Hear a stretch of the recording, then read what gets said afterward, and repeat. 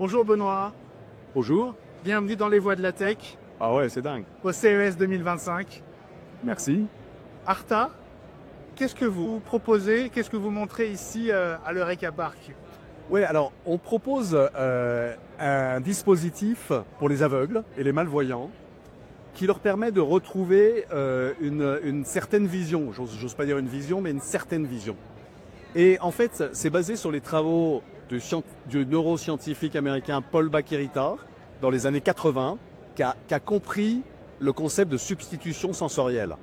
La plasticité du cerveau est capable de percevoir, comme le percevrait l'œil, les messages que l'œil envoie au cerveau, de percevoir des messages haptiques, le toucher, si vous voulez, de la même façon, décodé de la même façon par le cortex que le cortex décoderait un message visuel. Enfin, en tout cas, d'une façon très proche. Et donc, tout le concept repose sur une caméra qu'on clip sur des lunettes et qui transforme les pixels de l'environnement, qui sans cesse mouvant d'ailleurs, en massage haptique dans une ceinture lombaire dans le dos, qui imprime tels des pins, tels des pixels. Chaque pin, c'est un petit pixel, si vous voulez, qui imprime l'image dans le dos, si bien que la personne malvoyante ou aveugle est capable de comprendre son environnement, de voir les silhouettes, de voir les mouvements, de voir, si vous lui tendez la main, il vous la serrera. C'est une technologie donc basée sur cette substitution sensorielle, trouvée par Paul Bach-y-Rita, et qui en fait est totalement intuitive, c'est-à-dire que en 15 minutes, la personne est capable de ressentir cette nouvelle vision, en quelque sorte, d'une part, et secondo, eh bien, ça permet effectivement vous avez là l'exemple des lunettes, ça permet effectivement de transformer ces pixels en petits puncheuses dans le dos qui impriment en quelque sorte l'image de l'environnement en permanence. Et voilà voilà un peu ce que voit le cerveau, en tout cas ce que les images envoyées dans le dos, pixelisées dans le dos, transmettent à la personne qui porte le dispositif. La magie d'Arta, en fait, c'est que nous reproduisons la logique que le cerveau a avec vos yeux. En fait, ce qui est extraordinaire, c'est que ce n'est pas vos yeux qui voient. Vos yeux envoient une information à votre cerveau qui va la travailler et mettre par exemple du relief. Là, je me trouve à 1 mètre de vous. Si je recule de 10 pas, je ne vais pas être 100 fois plus petit. Pourquoi ? Parce que le cerveau va regrossir l'image. Et nous, Arta, on va faire la même chose par des traitements d'image, bon, à notre échelle, et on va passer par le sens du toucher. Voilà. Présentez-nous la petite caméra qui se clipse. Donc la petite caméra, en fait, elle est composée d'une caméra normale que vous pouvez trouver sur iPhone et dans ce qu'on appelle un TOF qui permet de capter la profondeur. C'est-à-dire que même le soir, quand il n'y a pas de lumière, le capteur permet de vous décrire les images en relief. Voilà.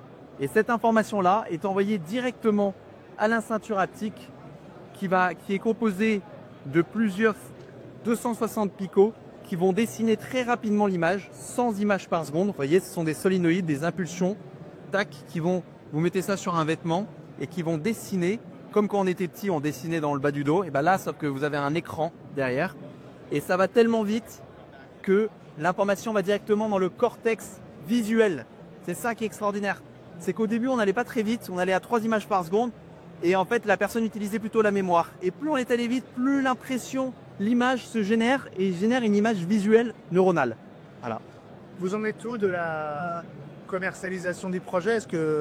Et donc, vous cherchez des investisseurs? Qu'est-ce que vous êtes venu chercher ici au CES? Alors pour nous, le CES, si vous voulez, c'est un peu le Graal, c'est un peu c'est le salon de la tech qui nous permet vraiment de sortir du bois, en fait, pour se faire connaître. Et donc, nous, ça fait on a eu 4 ans d'R&D, ça fait 2 ans qu'on a travaillé sur un prototype, on a fait plus de 500 tests, on a levé 2 millions l'été dernier, on a signé qu'un industriel et on devait recevoir la version finale pour le CES. Finalement, il y a 1 mois de retard, donc c'est pour ça qu'on est un peu triste, mais c'est pas grave. Et donc, on lance la commercialisation avant l'été. Et on a Optique 2000 comme partenaire dans la distribution qui est d'ailleurs monté chez nous au Capital. Voilà. Et d'ailleurs, j'en profite pour les remercier parce qu'ils nous aident vraiment. Oui, c'est important. Voilà, c'est des partenaires en or. Bon, donc, sortie d'ici quelques mois. Quel va être le modèle de commercialisation? Ça va être un achat unique? Est-ce qu'il y aura un abonnement? Et est-ce que vous avez déjà une idée du prix Voilà. et d'une éventuelle prise en charge, je peux comprendre? Oui, alors, après, donc, la prise en charge, ça va dépendre de chaque pays. Nous, en France, on a la MDPH, qui sont les maisons départementales. Comme notre solution est considérée comme une solution d'assistance, voilà, on a possibilité d'être remboursé à 75%. Bon, ça prend un peu de temps en France aussi, c'est chaque patient, finalement, qui va faire la demande. Voilà, et donc le prix, pour l'instant, est de 5 990 €. Et il y aura un abonnement, le prix d'un abonnement téléphonique. Parce que derrière, en fait, ce qui est extraordinaire, c'est que vous allez pouvoir mettre du Google Maps, vous allez pouvoir mettre du ChatGPT, vous allez pouvoir mettre d'autres services. Mais une personne qui ne voudra pas avoir ces services-là pourra réduire son abonnement à 3 ou 4 € qui sont toutes les mises à jour, la maintenance, etc. Voilà. Il a un nom, quoi, lui? Comment? Il a un nom? Bah, pour l'instant, c'est le nom de l'entreprise, Arta. Mais on travaille là sur bientôt, d'ici quelques semaines, sur un nouveau nom. Merci Louis de Véron, merci Benoît Bourdin. You're welcome, you're welcome. Et votre enthousiasme pour le CES fait plaisir. Ah ouais, non mais c'est un salon assez phénoménal, hein. Il y a un tas de trucs remarquables ici. Ben, on vous souhaite beaucoup de succès et à bientôt dans les voies. Merci Benjamin.